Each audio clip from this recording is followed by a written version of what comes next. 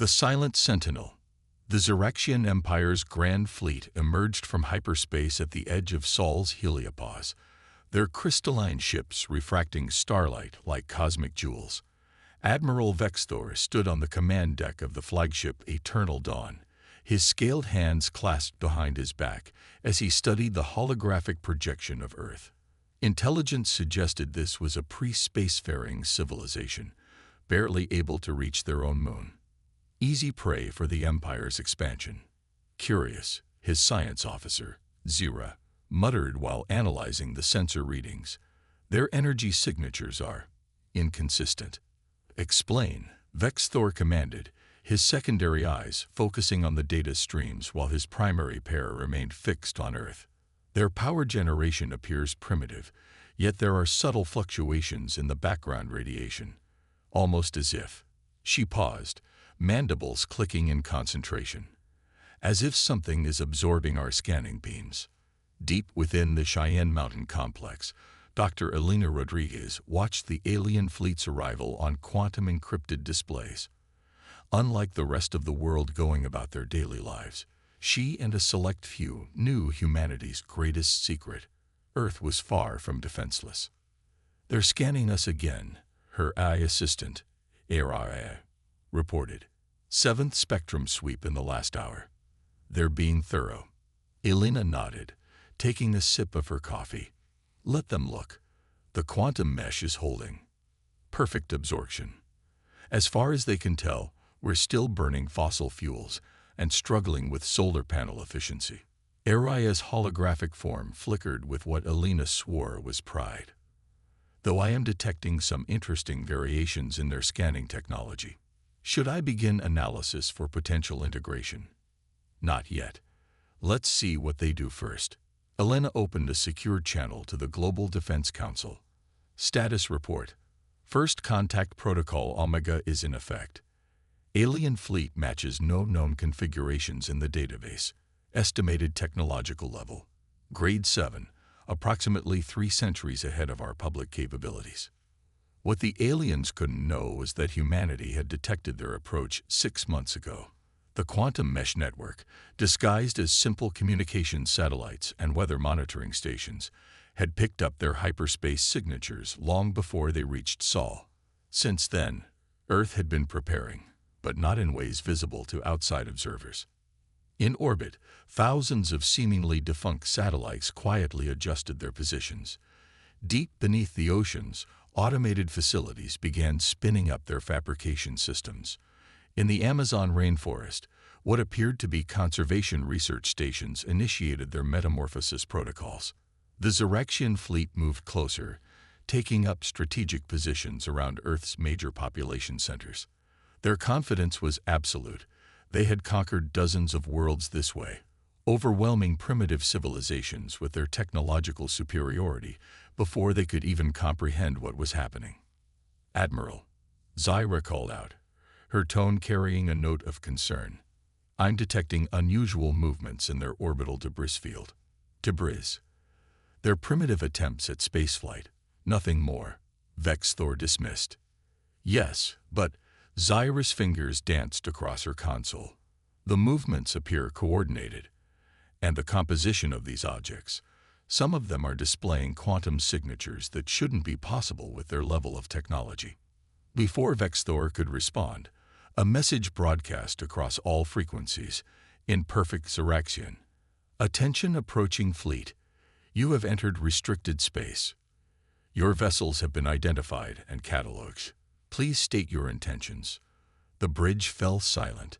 Vexthor's scales shifted color in surprise. They shouldn't have the capability to detect our encrypted communications, let alone translate. "Message repeating on all frequencies, sir. They're using our own military codes." That's when the first layer of humanity's deception began to peel away. What the Xeraxians had dismissed as space debris suddenly shed their oxidized outer layers, revealing sleek, advanced satellites. The seemingly primitive orbital platforms transformed, quantum weapons emerging from hidden compartments. Belina watched the aliens' reaction through Earth's sensor network. "They're starting to understand, AI. Should we show them more?" Their fleet is charging weapons. Doctor. Aggression profile matches historical data from their previous conquests. Then it's time for Phase 2. Alina's fingers flew across her haptic interface. Initiate protocol. Sleeping giant. Authorization code. Humanity stands ready. Across Earth, hidden facilities began to stir. The real demonstration of humanity's power was about to begin, and the galaxy would never be the same. Awakening the giants. The Zyraxian fleet's weapons charged with a rippling wave of purple energy, illuminating Earth's upper atmosphere. Admiral Vexthor had conquered 17 worlds, and none had ever presented such an immediate challenge to his authority. His pride demanded swift action. Target their orbital platforms, he commanded. Show them the futility of resistance. The first volley of plasma torpedoes streaked toward Earth's satellites. Instead of the expected explosions, the weapons simply vanished. Quantum shields, previously invisible, flickered briefly as they absorbed the attacks, converting the energy into their power grid. In the Cheyenne Mountain complex, Alina watched the energy readings spike. Araya, how's the harvesting efficiency? 97% conversion rate, the AI reported. Their weapons are surprisingly efficient. Adding their designs to our analysis database now. Should I begin the industrial awakening sequence? Alina took a deep breath. Once they activated the planet's true industrial capacity, there would be no going back. The centuries of careful preparation, the massive resources spent maintaining their technological camouflage, all of it would be revealed. Do it. Authorization. Prometheus Unchained. Across the planet, the transformation began. In Detroit, what appeared to be a traditional auto manufacturing plant suddenly shifted, its entire structure rearranging at the molecular level. Quantum assemblers, disguised as ordinary industrial robots, initiated their true programming. The production of civilian vehicles ceased, replaced by the emergence of advanced weapon platforms and defense systems. In the Sahara, vast solar farms rippled like mirages, revealing their dual nature as energy collection and weapon arrays. Beneath the Antarctic ice, geothermal power plants awakened their fusion cores, previously hidden power signatures now radiating into space. On the Zyraxian flagship, alarms blared as sensors detected the exponential increase in energy signatures across Earth's surface. Zyra's scales had paled to a sickly white as she processed the readings. "Admiral," she whispered, "their industrial output, it's impossible. They're not activating hidden factories. They're transforming their entire infrastructure." Vexthor watched in stunned silence as human civilization revealed its true face. Every factory, every power plant, every seemingly mundane piece of infrastructure was changing, awakening to its true purpose. The primitive facade crumbled away, revealing a civilization that had spent centuries preparing for this very moment. In Brazil, what appeared to be an agricultural complex transformed into a massive shipyard, quantum forges emerging from beneath the earth. The Amazon rainforest itself seemed to shift, revealing hidden launch facilities that had been growing and evolving alongside the natural ecosystem. Their technology, Zyra continued, her voice trembling. It's not just advanced, it's adaptive. These aren't separate military and civilian sectors. Their entire civilization is designed to transition between the two instantly. Deep under the Pacific Ocean, Alina's colleague Dr. Marcus Chen supervised the activation of the undersea manufacturing networks. Vast fields of what appeared to be kelp farms shed their biological disguise, revealing sophisticated nanofabrication facilities. Status report. Alina's voice came through the quantum-encrypted channel. "Pacific Grid is online," Marcus reported, watching as the ocean itself seemed to come alive with activity. Biomimetic camouflage systems deactivated, production capacity at 70% and rising. Across the world, similar transformations were taking place. Humanity had spent generations building not just a military-industrial complex, but an entire civilization capable of instant adaptation. Every piece of infrastructure had been designed with dual purposes, every technological advancement carefully hidden beneath a veneer of primitive development. The Zyrexian fleet's sensors were overwhelmed by the scale of the change. Where they had expected to find a pre-spacefaring civilization struggling with basic rocket technology, they instead faced a society that had mastered quantum engineering, adaptive manufacturing, and energy manipulation beyond even their understanding. "Admiral," one of the bridge officers called out, "we're detecting new power signatures. They're building ships." Vexthor watched as massive construction facilities emerged from Earth's oceans, mountains, and deserts. But these weren't traditional shipyards. They were something entirely new. The vessels being constructed seemed to grow, rather than being built, quantum materials self-assembling into forms that defied conventional engineering.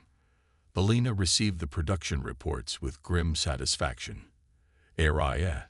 Status of the planetary defense grid. All systems online, Doctor. The quantum mesh is now operating at full capacity. Analysis of their weapons technology is complete. We can begin implementing countermeasures and improvements immediately." That was humanity's true advantage, not just their hidden technology, but their ability to analyze, adapt, and improve upon any technology they encountered. The Zyrexian weapons that had been absorbed by their shields were already being studied, improved, and incorporated into Earth's defense systems. In orbit, the first wave of Earth's true space fleet emerged from their hidden docks. These weren't the clumsy rockets and primitive satellites the aliens had observed. These were ships built with centuries of secret technological development, designed with the accumulated knowledge of watching countless alien civilizations pass by Earth, thinking it too primitive to notice them. Admiral Vexthor faced a decision he had never encountered in his centuries of conquest. His fleet, supposedly the most powerful in this sector of the galaxy, suddenly seemed antiquated compared to the technology Earth was revealing. The humans hadn't just prepared for war. They had spent generations building a civilization that could transition from peace to full military production in a matter of hours. "Admiral," Zyra's voice was barely a whisper, "they're not just matching our technology. They're improving it. Those energy signatures we detected earlier, they weren't just absorbing our weapons fire. They were learning from it." In the Cheyenne Mountain complex, Alina opened a channel to the alien fleet. It was time to show them exactly what humanity had become. "Attention, Zyrexian fleet. You have witnessed only the first phase of Earth's awakening. We have spent centuries preparing for this moment, watching, learning, and building. Every piece of technology you see was designed not just to match potential threats, but to surpass them." She paused, letting the implications sink in. "We offer you a choice. Retreat now, or face a civilization that has spent its entire modern history preparing for this exact scenario. You thought you found a primitive world ripe for conquest. Instead, you've awakened a giant that has been watching the galaxy for far longer than you realize." The next move would be theirs, but humanity was ready either way. The sleeping giant had awakened, and the galaxy was about to learn why Earth had never been successfully invaded. The counterstrike. Admiral Vexthor's response came after 3 tense minutes of silence. "Your deception changes nothing. The Zyrexian Empire does not retreat. Your civilization's crime of hiding its true nature will be answered with appropriate force." In Cheyenne Mountain, Alina exchanged glances with Araya's holographic form. "They really don't understand, do they? Their military doctrine is built on overwhelming force," Araya replied. "The concept of adaptive warfare appears to be outside their experience." The Zyrexian fleet began to move, spreading out into an attack formation that had conquered countless worlds. Their crystalline ships pulsed with energy as they prepared their main weapon systems. But this time, they faced an enemy that had studied their every move through centuries of covert observation. "Execute Counter-Protocol Sigma," Alina commanded. "Let's show them why humanity never focused on building bigger guns." Across Earth's orbital space, thousands of seemingly defunct satellites suddenly shed their disguises. But they didn't reveal weapons. Instead, they transformed into a vast network of quantum field generators. The Xeraxians' first massive energy barrage simply disappeared. Energy absorption at maximum efficiency, Marcus reported from his Pacific Command Center, redirecting power to the manufacturing grid. The more they shoot, the faster we can build. This was humanity's true innovation. They hadn't just built weapons, they'd created an entire civilization based on energy efficiency and adaptation. Every attack against Earth only made them stronger, feeding power into their industrial complex. On the Xeraxian flagship, Zerba's instruments were reporting impossible readings. "Admiral, our weapons, they're not just being blocked. The humans are somehow using our own energy attacks to power their manufacturing capabilities." Vexthor's scales darkened with rage. "Launch the drone swarms. Let's see them adapt to trillion-unit autonomous assault groups." The space between the fleets filled with small, crystalline drones, each barely larger than a human hand. They had overwhelmed planetary defenses on a dozen worlds through sheer numbers alone. But humanity had prepared for this too. Alina's fingers danced across her control interface. "Araya, initiate the swarm protocols." Earth's upper atmosphere suddenly came alive with billions of microscopic machines, humanity's own nanoswarm, which had been disguised as ordinary atmospheric particles. Each one was capable of analyzing, adapting to, and counteracting any threat they encountered. The battle that followed defied conventional military doctrine. The Xeraxian drones, programmed with centuries of combat algorithms, met an enemy that evolved new countermeasures in real time. Humanity's nanoswarm didn't just fight. It learned, adapted, and improved with every encounter. "Fascinating," Araya commented, analyzing the battle data. "Their drone programming is actually quite elegant. Adding it to our database for improvement." That was the key difference. While the Xeraxians relied on overwhelming force and pre-programmed tactics, humanity's defenses were designed to learn and evolve during combat. Each engagement made their systems more effective, more efficient. Deep under the Antarctic ice, another aspect of humanity's preparation revealed itself. Quantum computers, cooled to near absolute zero, processed combat data in real time, predicting and countering Xeraxian tactics before they could be fully implemented. "They're preparing to launch their ground forces," Alina noted, watching the enemy fleet's power signatures shift. "Right on schedule." "Araya, are the urban defense systems ready?" "All cities have completed their transformation protocols. The civilians don't even realize their office buildings and apartments have become integrated defense platforms." This was perhaps humanity's greatest achievement. They hadn't just built military installations, they had created an entire civilization where every structure, every system could adapt to serve either peaceful or defensive purposes as needed. The Xeraxian dropships descended through Earth's atmosphere, expecting to find vulnerable cities. Instead, they found environments that actively resisted their presence. Buildings shifted configuration, streets rearranged themselves, and urban infrastructure transformed to counter their every move. In New York, a squadron of Xeraxian shock troops landed in Central Park, only to find the very landscape fighting against them. Trees that had been quietly growing for decades revealed advanced defensive capabilities. The park's ponds contained swarms of nanomachines that could disable their equipment. "Sir," one of Vexthor's commanders reported, "ground forces are reporting total tactical disruption. The humans, their cities are alive." This was the culmination of centuries of preparation. Humanity hadn't just built weapons or defenses, they had developed an entirely new form of civilization, one where the line between civilian infrastructure and military capability had been completely erased. Alina opened a general broadcast channel to all Earth's defense systems. "Initialize Phase 3. Show them what we've learned from watching their previous conquests." Across the planet, humanity's counterattack began. But it wasn't just a military response. It was a demonstration of everything they had learned from secretly observing countless alien civilizations. Every tactic the Ziraxians had used to conquer other worlds was met with a precisely engineered countermeasure. Their energy weapons were absorbed and repurposed. Their autonomous drones were outmaneuvered by systems that evolved faster than they could adapt.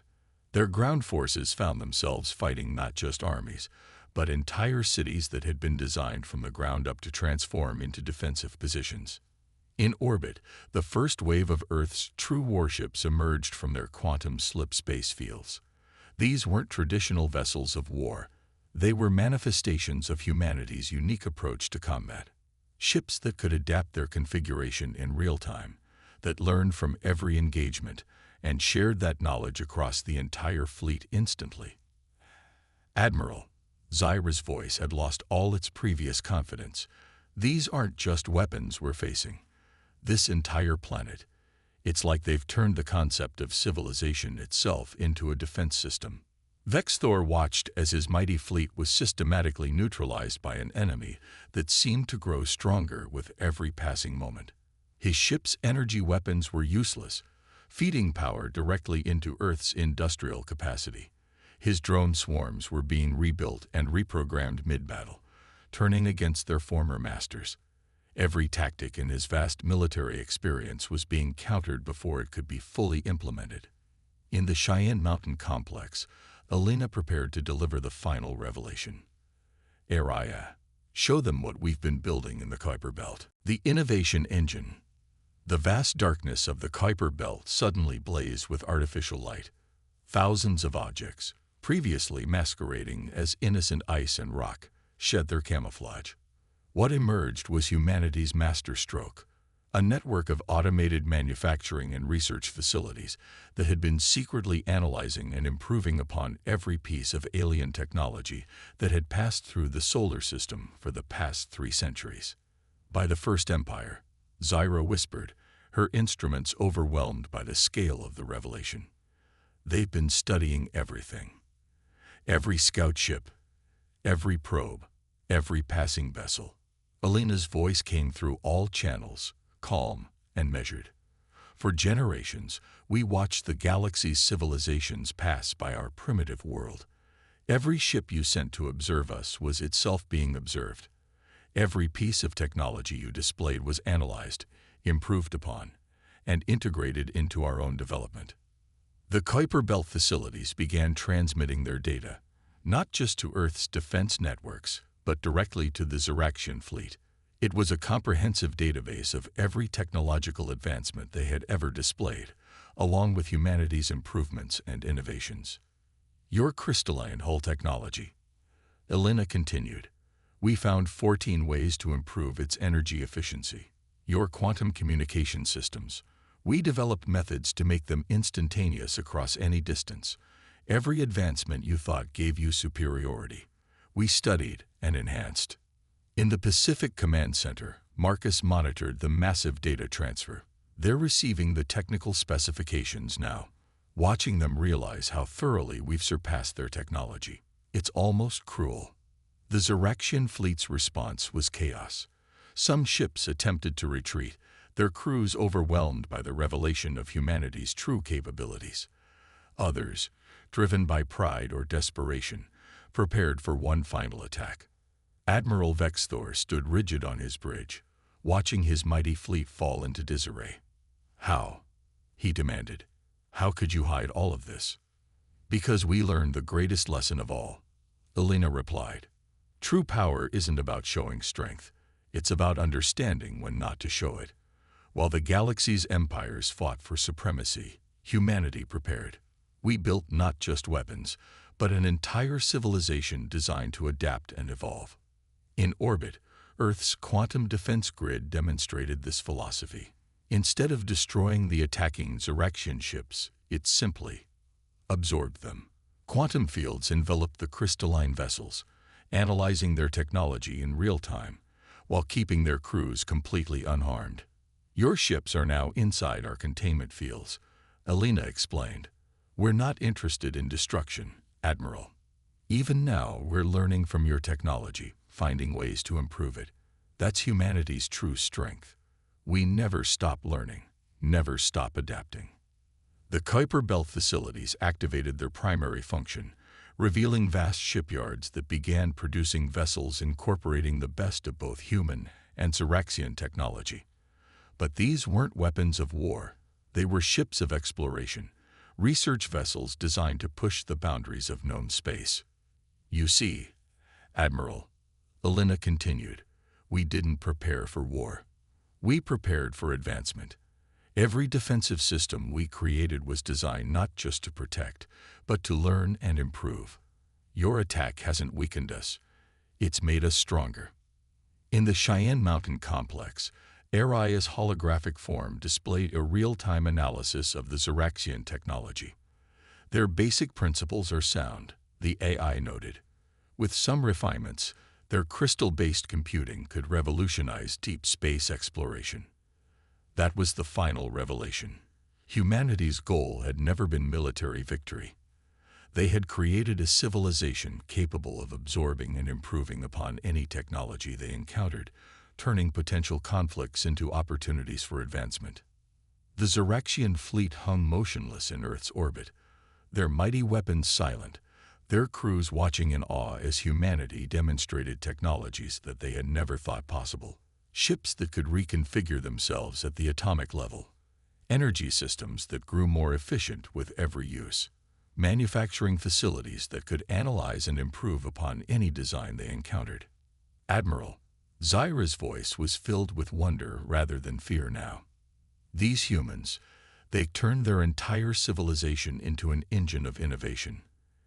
Every encounter, every conflict, every piece of technology they observe, they learn from it all. Vexthor finally understood. His fleet hadn't found a primitive world to conquer. They had encountered a civilization that had transcended the very concept of military power. Earth wasn't defended by weapons, but by its ability to adapt, improve, and evolve. In the vast shipyards of the Kuiper Belt, humanity's newest vessels took shape, incorporating the best aspects of both civilizations' technology. They were ships built not for war, but for the next phase of human advancement. The exploration and understanding of the galaxy itself. Elena prepared to make the final offer, one that would change the balance of power in the galaxy forever. The sleeping giant hadn't just awakened. It had revealed itself to be something far more significant than a mere military power. A new dawn. Elena stood before the holographic representation of the Galactic Council, her presence a stark reminder of how much had changed in the 3 months since the Xeraxian fleet had entered Earth's orbit. Representatives from 200 stellar nations watched in stunned silence as she presented humanity's proposal for a new era of galactic cooperation. We've spent centuries watching, learning, and preparing, she explained, not just for war, but for this moment, when humanity could finally step onto the galactic stage as equals. What we offer isn't dominance, but partnership. The Kuiper Belt facilities had been busy since the failed invasion, but not in ways anyone had expected. Instead of weapons, they were producing revolutionary technologies that combined the best aspects of every civilization's achievements. Quantum communication systems that made real-time communication possible across entire galaxies. Energy production methods that could power whole solar systems without environmental impact. Admiral Vexthor, now serving as the Xeraxian representative to Earth, stood at Elena's side. His presence was a testament to how completely humanity's response had transformed his people's understanding of power. My civilization has conquered worlds across 3 spiral arms, he addressed his fellow council members. But the humans showed us something we had never encountered. A society that turned adaptation itself into an art form. They didn't just defeat us. They made us better. The evidence was impossible to ignore. The Xeraxian fleet that had attempted to conquer Earth now served as a testament to human innovation.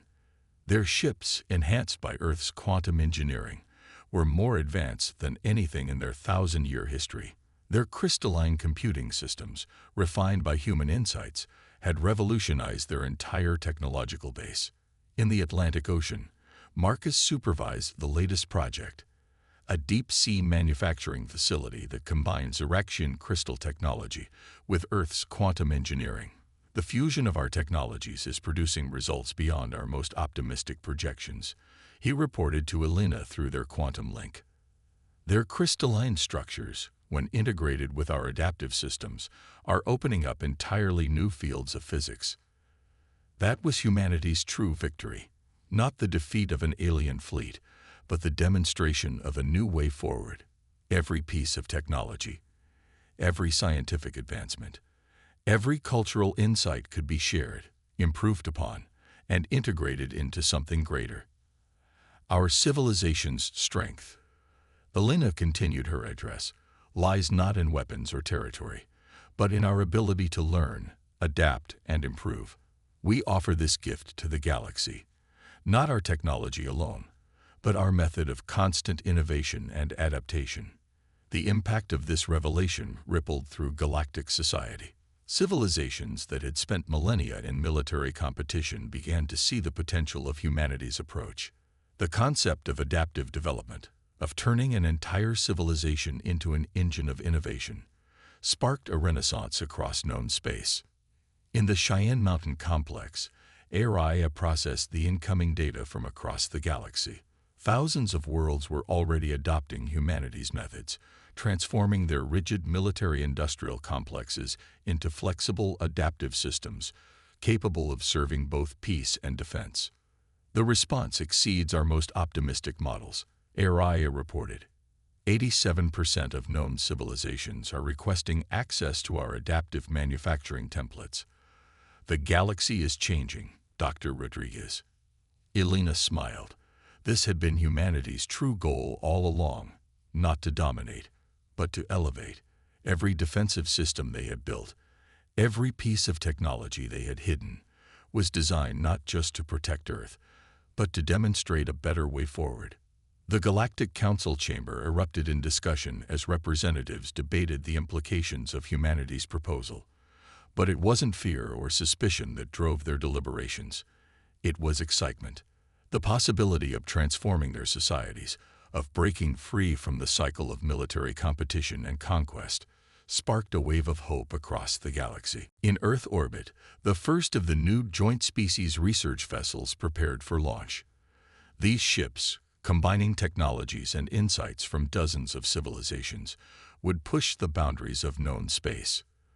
They were crewed by humans, Ziraxians, and members of other species who had recognized the potential of cooperation over conquest. We spent centuries preparing for war, Elena concluded her address. But what we really built was a bridge, a way to turn conflict into collaboration, competition into cooperation. The sleeping giant has awakened not to dominate, but to elevate, to help forge a galaxy where advancement comes not through conquest, but through shared innovation.